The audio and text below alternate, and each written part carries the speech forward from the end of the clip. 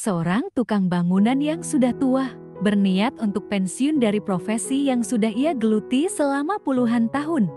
Ia ingin menikmati masa tua bersama istri dan anak cucunya. Ia tahu ia akan kehilangan penghasilan rutinnya, namun bagaimanapun tubuh tuanya butuh istirahat. Ia pun menyampaikan rencana tersebut kepada mandornya. Sang mandor merasa sedih sebab ia akan kehilangan salah satu tukang kayu terbaiknya, ahli bangunan yang handal yang ia miliki dalam timnya. Namun ia juga tidak bisa memaksa. Sebagai permintaan terakhir sebelum tukang kayu tua ini berhenti, sang mandor memintanya untuk sekali lagi membangun sebuah rumah untuk terakhir kalinya. Dengan berat hati si tukang kayu menyanggupi.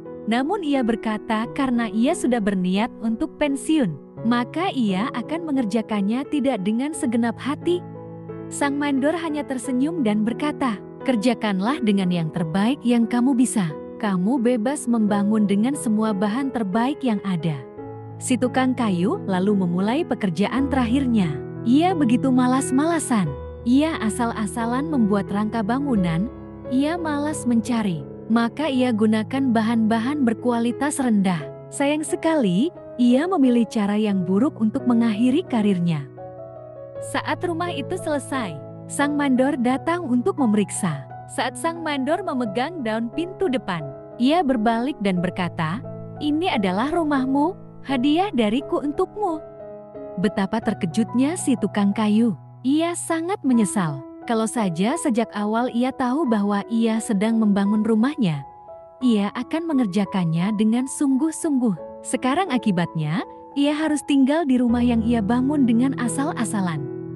Cerita tentang tukang kayu tua yang memilih untuk pensiun dan merenovasi rumah terakhirnya dengan asal-asalan dapat dihubungkan dengan kitab Amsal 3 ayat 1-10 yang berbicara tentang pentingnya menghormati Tuhan dengan harta yang kita miliki.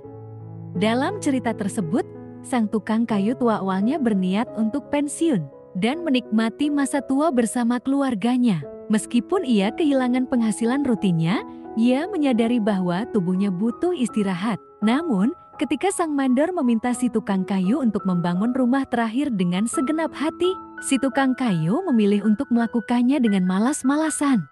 Hal ini mengingatkan kita pada kitab Amsal 3 ayat 9-10 yang mengatakan, "Mulialah Tuhan dengan hartamu dan dengan hasil dari segala hasilmu, maka sarang-sarangmu akan penuh berkat dan tempat-tempatmu akan melimpah-limpah karena kekayaanmu." Dalam ayat ini, kita diajarkan untuk menghormati Tuhan dengan harta yang kita miliki, termasuk hasil dari pekerjaan kita.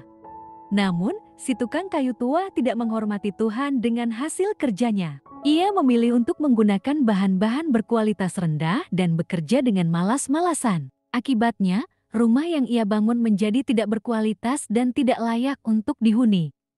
Kisah ini mengingatkan kita bahwa penting untuk menghormati Tuhan dengan segala yang kita miliki, termasuk pekerjaan kita. Ketika kita memberikan yang terbaik dari diri kita dan menggunakan sumber daya yang ada dengan bijaksana, Tuhan akan memberkati kita dengan kelimpahan dan keberkahan.